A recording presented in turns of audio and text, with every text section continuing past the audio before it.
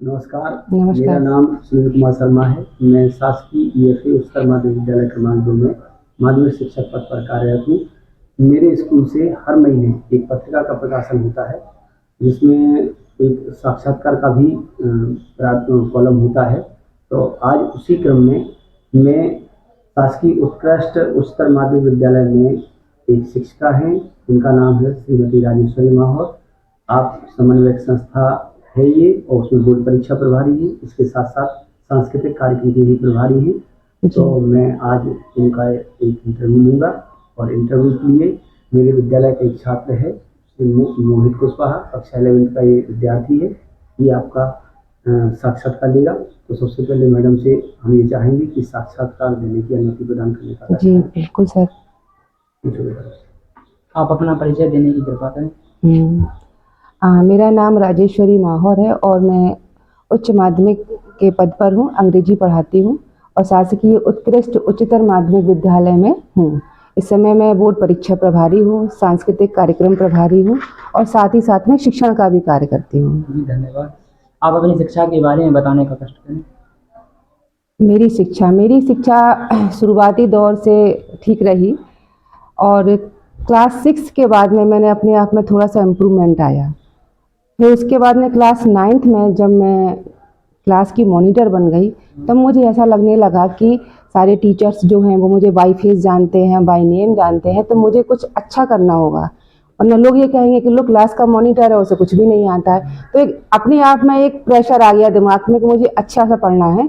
तो फिर 10th class में मैंने अच्छे मार्क्स गेन किए और ऐसे ही आगे बढ़ती रही मैं। धन्यवाद। आप एक विद्यालय की शिक्षिका हैं। विद्यालय में अनुशासन बनाए रखने के लिए क्या क्या करना पड़ता है? देखो बेटा, अनुशासन 2 शब्दों से मिलकर बना है, अनु और शासन। अनु माने स्वयं पर शासन करना। जब हमें अनुशासन बनाना है तो पहले हमें स्वयं अनुशासित रहना पड़ेगा, तभी हम जाकर अपने बच्चों को अनुशासन सिखा सकते हैं। तो उसके लिए मैं अपने विद्यालय में समय पर आती हूँ, अपनी कक्षा में समय पर जाती हूँ, और इसी प्रकार से अन्य जो भी काम करती हूँ अनुशासन में रहकर करती हूँ। तो मैं अपने बच्चों से भी बोल सकती हूँ कि वो अनुशासन में रहें और रहते भी हैं। जी धन्यवाद।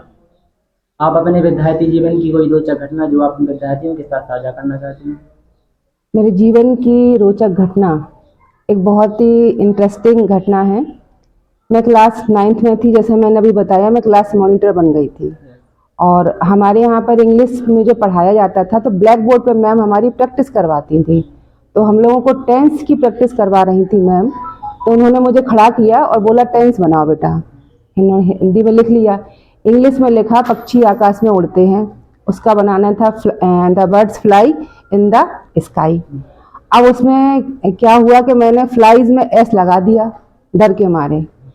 मैडम ने मेरी चोटी पकड़ी और मुझे एक थप्पड़ मारा। फिर उन्होंने मेरी नोटबुक उठाई। नोटबुक में मैंने जितने भी बनाए थे वो बिल्कुल सही बनाए थे। तो उन्होंने बोला कि तुमने यहाँ सही बनाए, ब्लैक बोर्ड पर क्यों गलत बनाए? तो हमने बोला मैम आपसे मैं डर लग रहा था।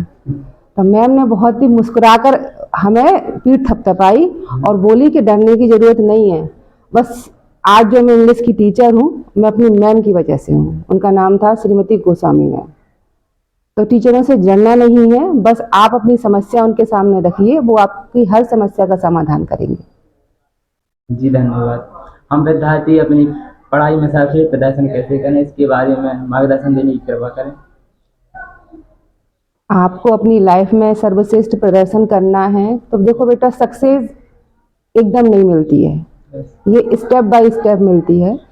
और सक्सेस का सिर्फ एक ही फॉर्मूला है कि आपको हार्ड वर्क करना ही पड़ेगा, कोई शॉर्टकट नहीं है। अगर आपको अपनी जीवन में कुछ भी अच्छा लक्ष्य प्राप्त करना है तो आपको शुरुआती दौर से हार्ड वर्क करना पड़ेगा। आपको खुद से पूछना पड़ेगा कि आप अपने आप से क्या चाहते हैं।